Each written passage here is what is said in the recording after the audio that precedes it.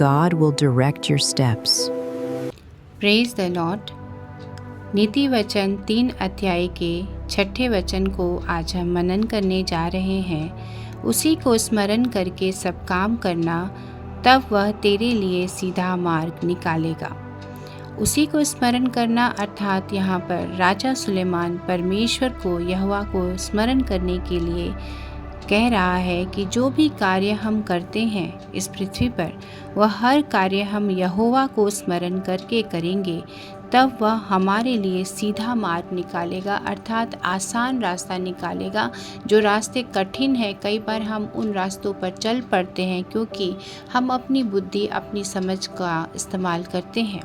और यहाँ पर राजा सुलेमान एक ऐसी हमें काउंसिल दे रहा है, एक सम्मति दे रहा है।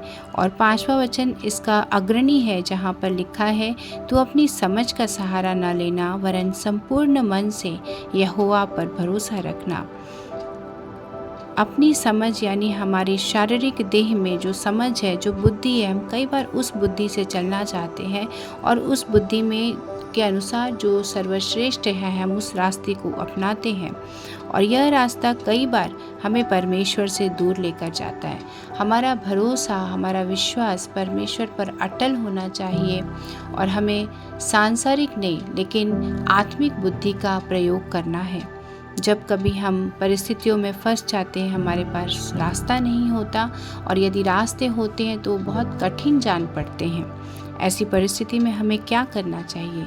हमें ठीक मूसा के समान करना चाहिए। जब मूसा ने इज़राइलियों के लिए मूसा को चुना, तब मूसा घबराया। उसको लगा कि मैं कैसे वहाँ जाऊँ और इज़राइलियों के बीच में क्या कहूँ। तब परमेश्वर ने उसके हर एक प्रश्न का ठीक उत्तर उसे बताया और उसे हर जगह अगुवाई करी। और अंत में मूसा ने इज़राइलियों का अगुवा बनकर 6 लाख इज़राइलियों को मिस्र देश से वो बाहर निकाल लाया। तो बहुत ज़रूरी है कि हम परमेश्वर पर पूरी तरह निर्भर रहें और परमेश्वर जो दीन होते हैं उनके ऊपर अनुग्रह करते हैं, लेकिन जो अभिमानी होते हैं उनसे परमेश्वर नफरत करते हैं।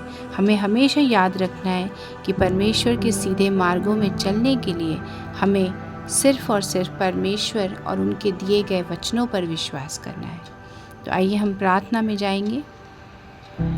पिता परमेश्वर, आपको धन्यवाद देते हैं प्रभु, क्योंकि आपका वचन सोने के समान खरा है। आपने वचन में हमें सिखाया प्रभु कि अपना हर एक कार्य, चाहे वो कितना भी छोटा क्यों ना हो प्रभु, हमें आपको स्मरण करना है, अर्थात आपके हाथों में सौंप देना है प्रभु।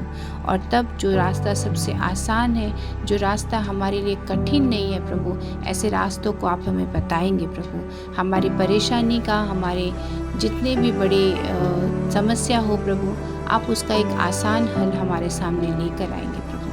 कई बार प्रभु हम बहुत परिश्रम करते हैं और हमारे हाथ कुछ भी नहीं आता है प्रभु, लेकिन हम धन्यवाद देते हैं प्रभु, आज के बाद इस वचन के अनुसार हम आप पर निर्भर रहना सीखेंगे और सच में आपके आत्मिक आशीषों को हम पाएंगे प्रभु। हर एक को आपके हाथ में सौंपते हैं, सुनने वालों को आशीष करना प्रभु। ये प्रार्थना हम यीशु मसीह के नाम से मांगते हैं, आमीन।